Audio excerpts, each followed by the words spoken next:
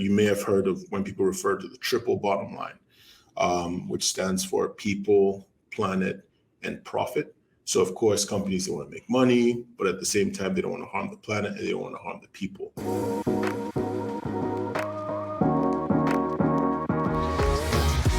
Hello and welcome to Love as a Business Strategy, a podcast that brings humanity to the workplace. We are here to talk about business, but we want to tackle topics that most business leaders tend to shy away from. And we believe that humanity and love should be at the center of every successful business. As always, I'm your host, Jeff Ma, and I have a co-host today. Hello, Chris. How's it going? Chris Petrie. Hey, Jeff. Good to see you. Chris, you know as well as anybody, you're a regular here, that we love to have conversations and hear stories from real people and how real businesses work and real things in life. And whenever you come to co-host, it's always for a very good reason. So I was hoping you could introduce our guest today. Sure, I would love to. So as I was sort of scanning through LinkedIn, I love just stalking, people from college and past lives that I've had. And I saw this interesting article on Inc. Africa from one of my classmates. And I was like, holy crap, I want this guy on the podcast. And so without further ado, I invited Ighosime Oyofo, also called Ego. I call him Ego. But we went to college together back in the GW days. He graduated in 2005. I graduated in 2006. And since then, I've just been following the life of an investment banker for, I'm not going to put the number of years. It's almost 20. But I've just been fascinated because it's the world that I personally didn't go into. But being in the business school, I was surrounded by so many finance majors. You like the way I said finance? That's the way I was taught to say it. But it was such a pleasure to read that article and get a refreshing take, because so often I don't get that perspective into investment banking, and to see that article connect so much to what we've been talking about. I really wanted Ego to come and share some of that insight and perspective and get into ESG reporting and some of these other new trends inside of the investment banking and finance industry.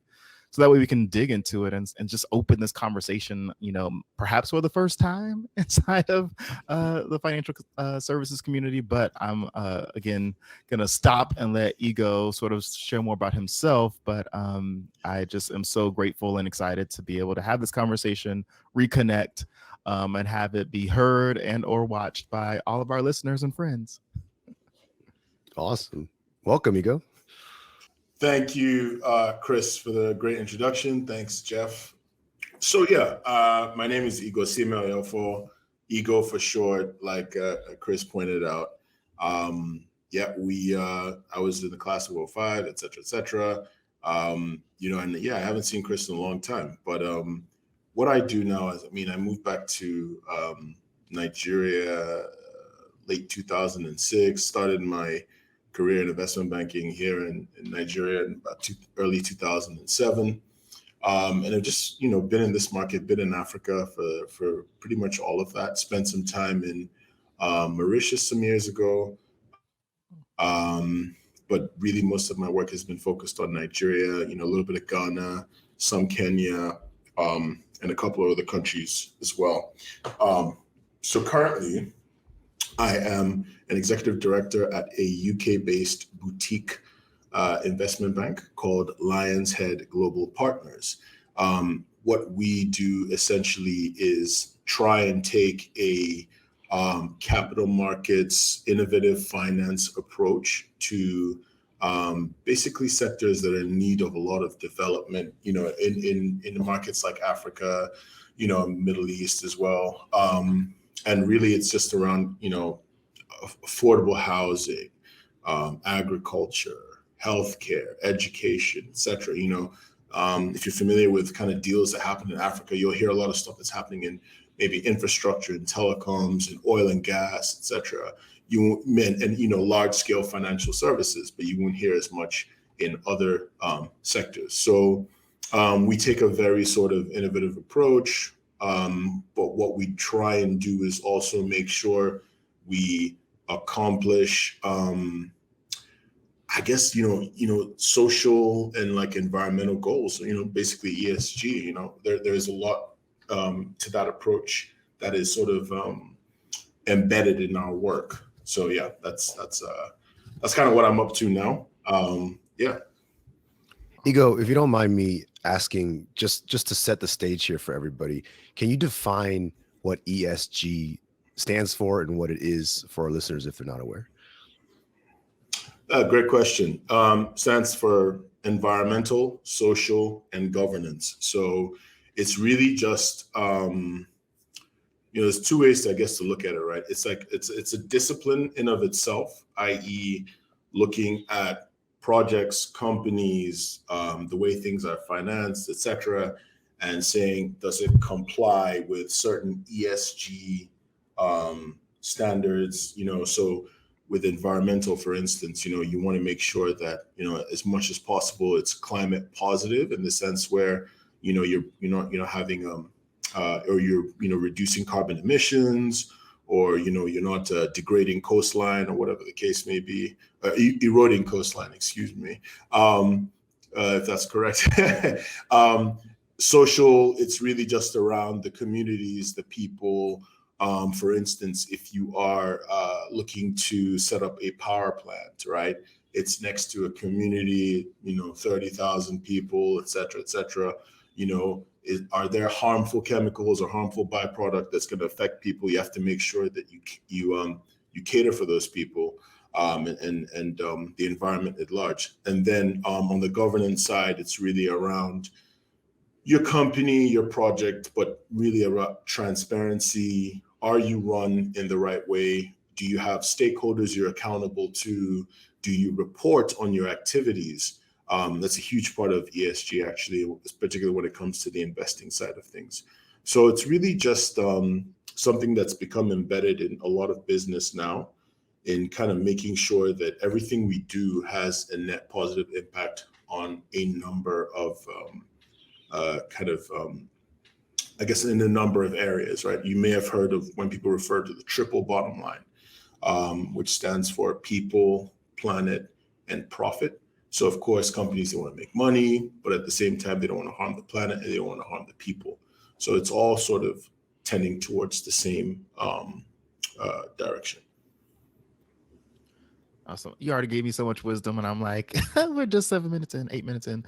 No, but I have a question, because I've been actually like getting really curious and interested in learning more about ESGs, because there's so many existing organizations that have now started to, create teams and processes to build out these reports. Many of which are either new to this practice, have never sort of done it before, but also are now having to scrutinize themselves to realize they're not compliant in a lot of things that are expected. So in your experience in Africa, UK, any market that you've been in, how do you help leaders of businesses understand, one, the importance of ESG, but also when they realize they're not compliant, how, like, what's the ramifications? What are the lookouts, or what are the motivators to get them compliant? Okay, so great question. It's still, there's still a lot of progress that needs to be made. I mean, one of the aspects I didn't mention around ESG, because there's so much in each sort of bucket, but around the social is things around, diversity, equity, inclusion, etc. Now, before we kind of formalize what ESG was, about 10, 15 years ago, at the beginning of my career, there was a cognizance of, for instance, like, there weren't enough women represented on boards, right? In Nigeria, for instance, where I am. So that thing around leaning towards gender balancing was kind of starting to develop in people's minds. Now, with some people, you could have said, okay, is it a little bit of tokenism, or is it something where you're actually understanding that having women on your board actually leads to better outcomes from a business perspective, right? But that's sort of developed over time. And now we've started seeing more of the formal E and G to join everything. And so what we see now is, a lot of companies. So basically, an economy like Nigeria is made up of, I like to call it, so you have a lot of, quite a number of large companies, but then there are so many smaller companies that, kind of, comprise this massive middle layer, which is why, you see, oh, we have the largest GDP in Africa, et cetera, et cetera.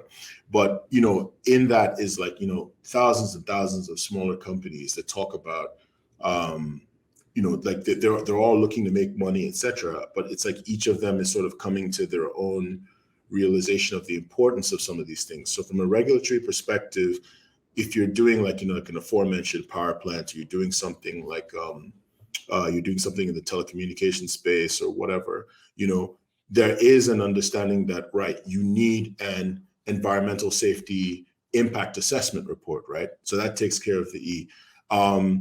But it's still in sort of bits. There is some investor-driven, I guess you could say, progress or change. For example, there are certain investors that are out from outside of Nigeria or Africa that invest on the continent that insist on certain kind of metrics and outcomes that they want to see as a condition of investing in whatever it is. So whether it's maybe a bond, and green bonds and sustainability bonds are starting to be something that is becoming more popular on the continent. So in a nutshell, we have basically progress towards the mean driven by different areas, right? So it's not like necessarily there's one thing that says, oh, your ESG standards must be at this level. But there is a general sort of market awareness, and it's growing, that ESG needs to be something that we take more seriously and incorporate into the mainstream. I mean, that sounds very like interesting when it comes to like the investors are like putting those requirements out there, and like that oftentimes that is what it takes for some leaders to either get their heads and hearts in the right place. And I know personally seeing so many leaders who need, that accountability in order to like launch into this, or to take it seriously, or to stay consistent in it. And, I'm curious in your, in these experiences and these stories, where does, I guess, education play a role? Like going to business school, where do those sort of facets and funnels and channels go leading into sort of the pipeline of talent coming in? What are their roles, or do you think that they have a role in this conversation? So as you may know, education is obviously a very important space in Africa, because as Africans we value education, but then at the same time, we don't have enough of it, right? I think a statistic a long time ago was that the tertiary rate, i.e. the number of kids that actually get into university in the continent, is about 8%, which compared to about 24% in India, 72% in the United States, et cetera. This is from a few years ago. And this was something that, I worked, funny enough, at a company called Africa Leadership University. That was when I was in Mauritius, and spent some time, thinking about this issue and how to deliver education models that could help close that gap without necessarily having to go build 25,000 new universities around the continent. But to answer your question more directly, I think it's a combination of things, right? Because I don't know necessarily that curricula has sort of caught up fully, and you have, at least in the sort of university level, and you have, full-on ESG courses, et cetera. I think there's just an awareness of changes that are happening from a cultural perspective, but also happening from an international perspective. You may know that, Africa, we have, a pretty decent sort of mobile and, mobile connectivity and internet connectivity penetration rate. So, we're very well exposed. We're connected to things that are going on. And so we're seeing things that are happening, especially also when you look at social media, right? we're seeing what's happening in the diversity and equity and inclusion discussion. And we're looking for ways to sort of incorporate that here. I think that, we talk about these sort of millennial, Gen Z, Gen X, everything sort of divides, but I find that their generation, whether or not they get to, finish university, because we're always having university strikes in Nigeria, right? They are already very aware, very clued into a lot of issues. And so what ends up happening is that they come into the workforce, whether it's interns or junior employees, but they bring a lot of this understanding of some of the issues.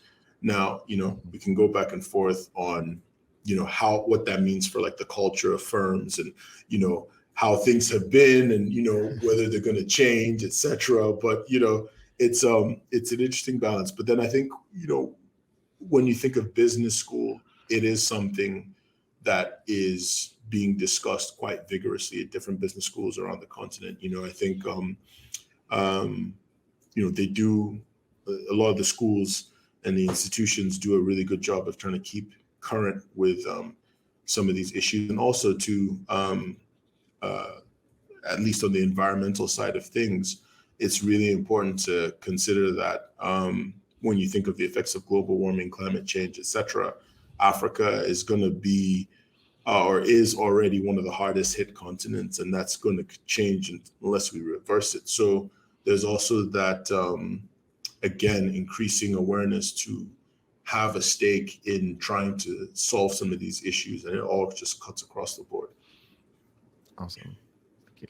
Jeff, I don't want to monopolize the conversation, so do you have any questions for Ego? No, this is great. No, I am always curious about, I guess, you're working in finance, obviously, an investment, but where does your personal kind of passion come from? And is that how does that relay into your work in ESG and things like that?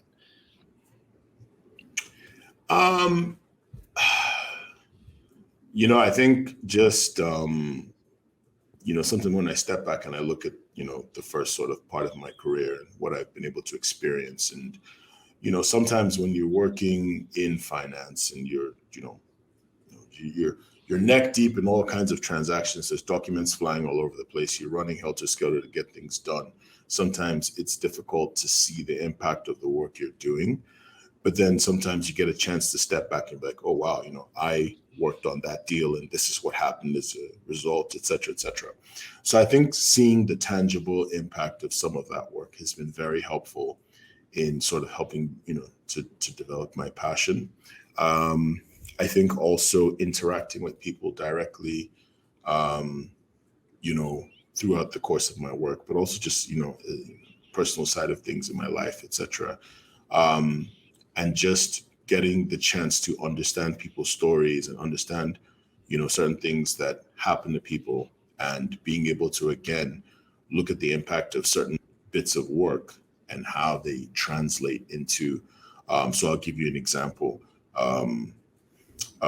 Quite a while ago, I worked on the first municipal bond for a state called Lagos. Lagos is the biggest state by population in the country. They say unofficially it's about 20 million people. I think officially it's much lower, but if you drive around Lagos, you'll know there's quite a few people here. So what is that? Like nearly 3 times the size of New York City, right? But not the same land area at all.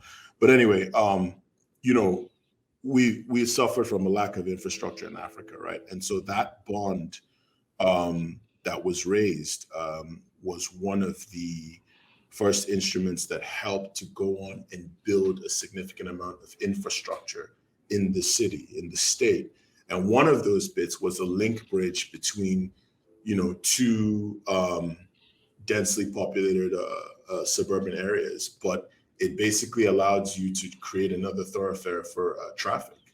But the net effect also included a bit of a bonus, because now we have a sort of running and jogging culture that has really taken off because of that bridge. So you always have people going back and forth. And now, because it's so nice looking, it has a sort of almost landmark effect, and it's part of the Lagos skyline, right? So you've now got something that looks good. It serves a functional purpose from a traffic and mobility perspective, but it also encourages a certain amount of fitness and lifestyle. So, and so like, if I step back and I say, okay, wow, so the things I did years ago led to something that allowed a state to issue an instrument that allowed for those things to be created. So that's the kind of thing that I'm talking about that helps with, helping to build up that passion. As I said, far removed from the world of finance, but it's really interesting to hear you, sort of bring that closer to like reality in terms of what I see in terms of a bridge, started years before that bridge even got the, commissioning to get built. And so as you look at, the impact that, finance has on everyday lives, and now looking at, the development of ESG reports and sort of these cultures inside of organizations, I'm curious to know, like, what would you want to happen inside of the world of finance, culturally speaking, people impact wise, right? Because you guys do so much for everybody else, but I'm just curious to hear, like, what would you love to see inside of the world of finance, in terms of people impact? I mean, to be fair, not everyone will share that opinion that we've done so much for everyone else. They'll probably think we've done the opposite. Now, I'm just saying we because I'm right. I'm technically in the world of finance, but there's a lot of stuff that's happened that I'm far, far removed from. But jokes apart. Look, I think from a cultural perspective, what would be nice to see,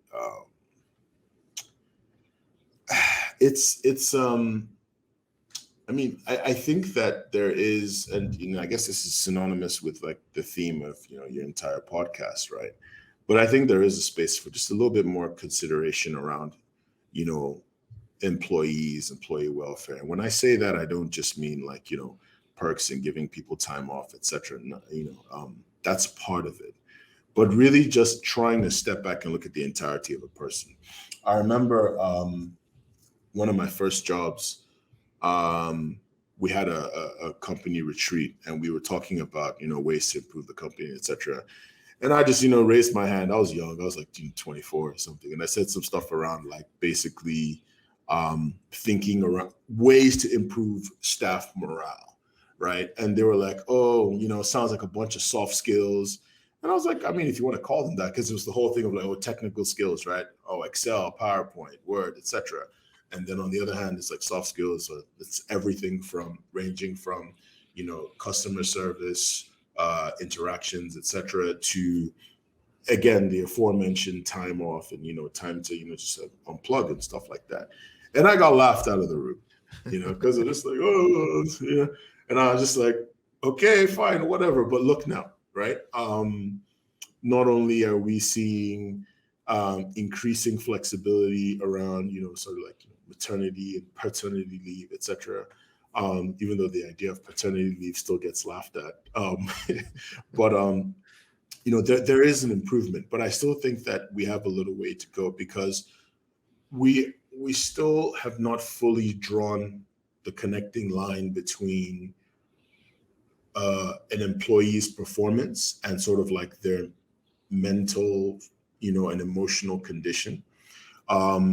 So even though I am, I've worked as hard as, the rest of them, I've been up there with the best. I've had the super late nights, the super early mornings, the last ditch flight, like last flight out of town kind of thing to get that one, document or approval or whatever the case may be. I don't mind the breakneck speed, but I do think we just need to be a bit more cognizant of the fact that we are people and we do from time to time need to sort of like take a step back.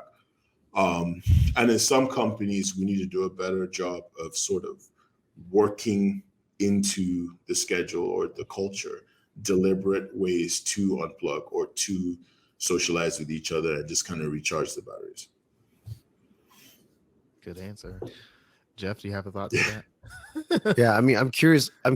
Like, you made I guess a joke about, not everybody feels that way about finance and folks in that line of work. Do you see that like as a problem, and do you see that as solvable, or do you see there opportunities for love to penetrate that arena, or is greed just kind of It's interesting you say that, right? Because to some extent, you can look at what happened with the 2008, the financial crash and everything, subprime mortgages, and greed played a big part there, right? But at the same time, you look at the crypto world now, and just the amount of value that has been lost in the last, I don't know, 3-4 months or whatever. And you can definitely see that greed was a part of it as well. So I think it's not necessarily greed that's just, attributed or attributable to just the finance world. I think it's just kind of, human nature. What I think would help with finance is for those of us who are in the space, we, do a better job of going out of our way to sort of explain what it is we do, right? So the example of what I did to help, create a bridge, create a piece of infrastructure that I drive over all the time and I don't even think about, right? Those are dots that you can connect for people to help them be like, oh, wow, it's not just a bunch of greedy guys with briefcases and however many dollar value suits, right? Running around and talking about things that don't make any sense, right? It's actually things that lead to significant outcomes. So, and on the one hand, so we don't do ourselves any favors in not being able to sort of relate with people and explain. So, like, what are the implications of the Fed's rate hike just yesterday, right? What does it mean for the United States? What does it mean for Europe? What does it mean for Africa, et cetera, et cetera? And so having more of us who just kind of take the time to say, hey, this is what it is, et cetera. And you might want to consider this, when you're thinking about your savings, any cash you have, any assets you have, et cetera, et cetera. So yeah, that's my take there. Yeah, I appreciate that. And, speaking statistically wise, we don't talk to a lot of banking financial folks here enough. And I know that I truly believe that, love is a business strategy, and just humanity can be found in every avenue, in every arena. But I think there is something like to be said about kind of like greed being the enemy of love, in especially in business.